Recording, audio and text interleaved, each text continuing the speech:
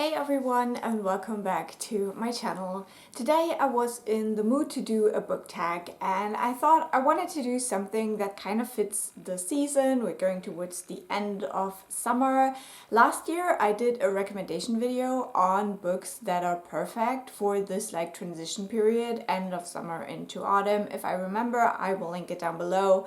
But yeah, I just felt like doing something that fits the vibe, and today is actually my last day of vacation. On Monday I have to go back into work, so I thought, why don't we do the back to school book tag. I will link the original video down below where I found the questions to this tag, and we have a couple of questions to go through, a couple of books to recommend, so let's get started. So the first question is, new school year, the start of something new, pick an awesome debut novel. Now, a lot of people probably would recommend recent debut novels, but I went a little bit of a different route. These are all a little bit older, but authors that have just shown that they're not just a one-hit wonder, but they set up their careers with these books. And the first one I wanted to mention is Go Tell It on the Mountain. Now, this book I read earlier this year. I did a whole reading vlog about it, so I will link that down below as well. You can go and check it out if you're interested.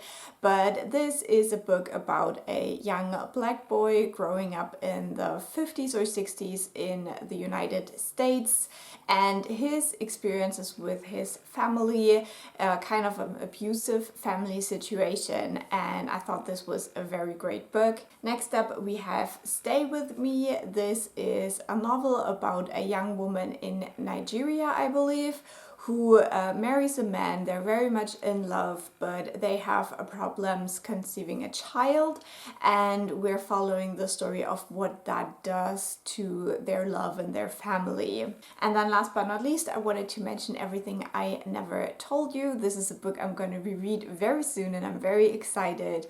This is one of my favorite authors. Celeste Ng is just absolutely fantastic. So I can't wait to go back to this debut and see how I feel about it today.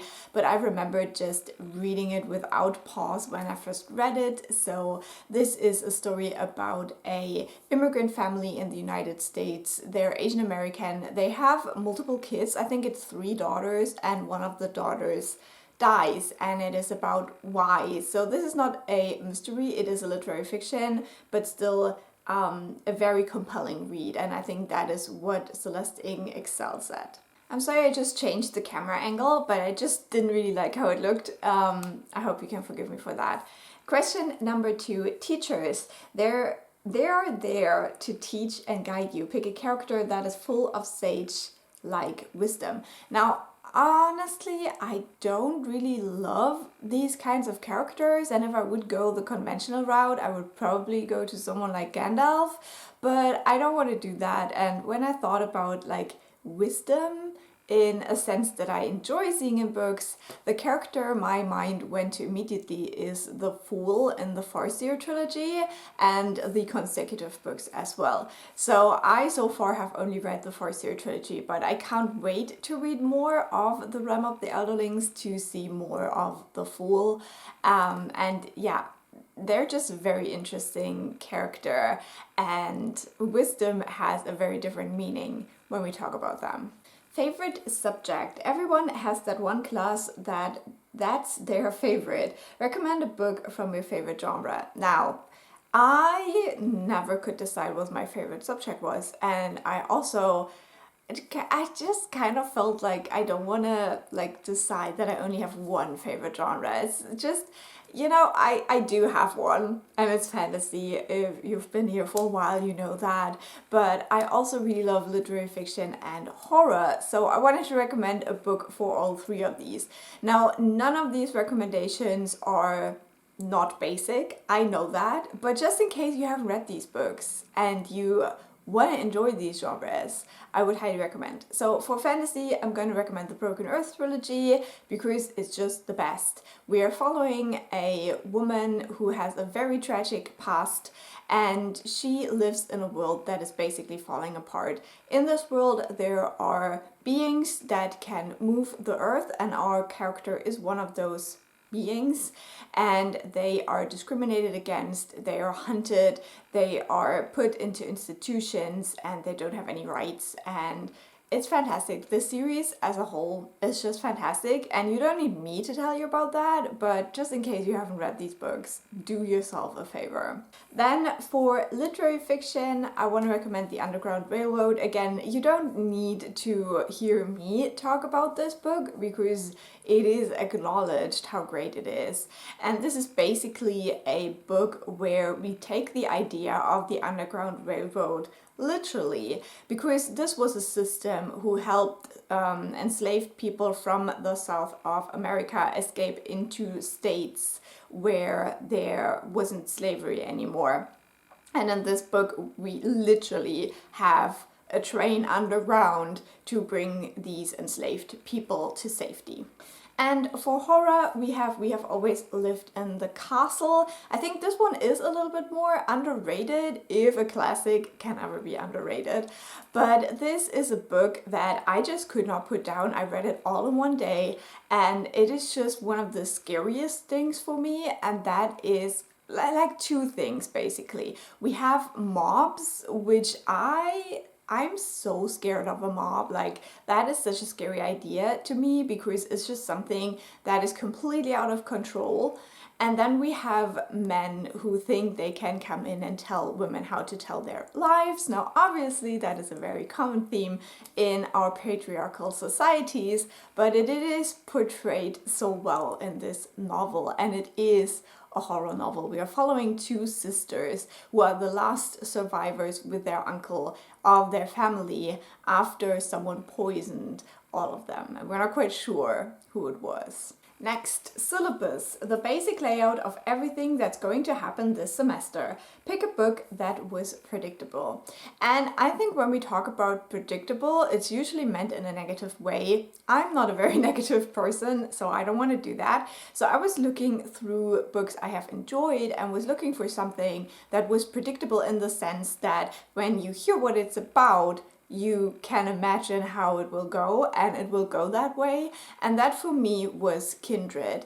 If you hear that this book is about a black woman in the 60s who travels back in time when to a point when slavery was still happening in states in America, and she saves a young white boy and their fates are interconnected, you kind of can see where this will go and which themes will be explored here. And still, when you read it, it is such an eye-opener. It is such a great novel. I definitely recommend you go read it. Pencils. I knew I was supposed to be taking notes, but mainly I would just draw. Pick a character who's an artist. Now, and I know this is controversial, I do not like reading about artists. I'm not very artistic myself. I don't have that kind of creativity, unfortunately.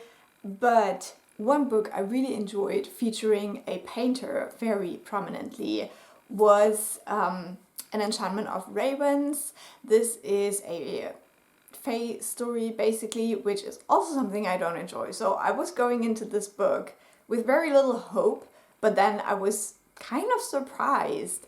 And in this one we're following a human girl who is painting the fae because they can't create art themselves, and she paints emotion into this I don't know what he was, like the autumn court, whatever, blah blah. I don't speak fae, I'm sorry, but basically an important fae, and she paints feelings into his eyes.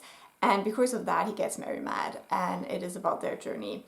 And I just really liked it. I liked the atmosphere. It was just really wholesome in a way, and I had a good time reading this book, surprisingly.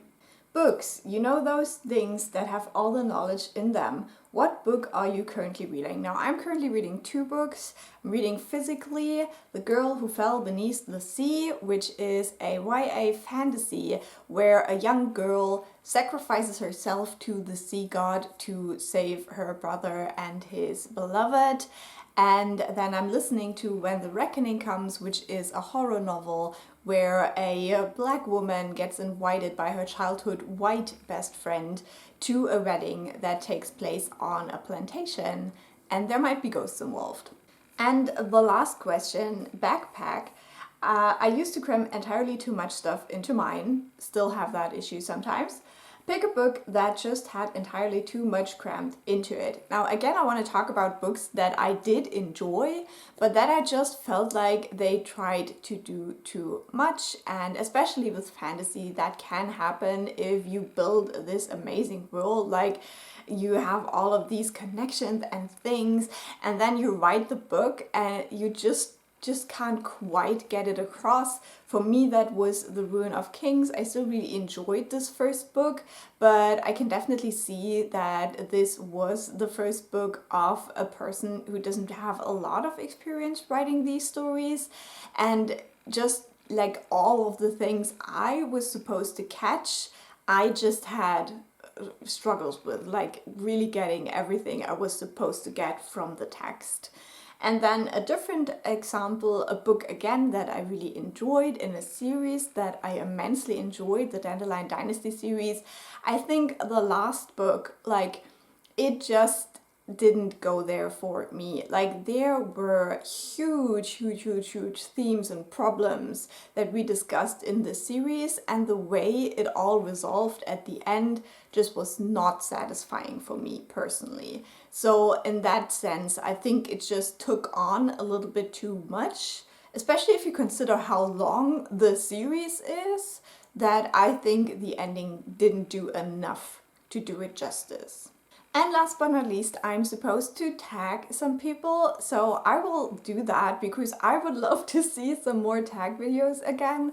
I don't know, sometimes I just feel uninspired, so I need something fun and quick to film because the algorithm wants us to upload regularly.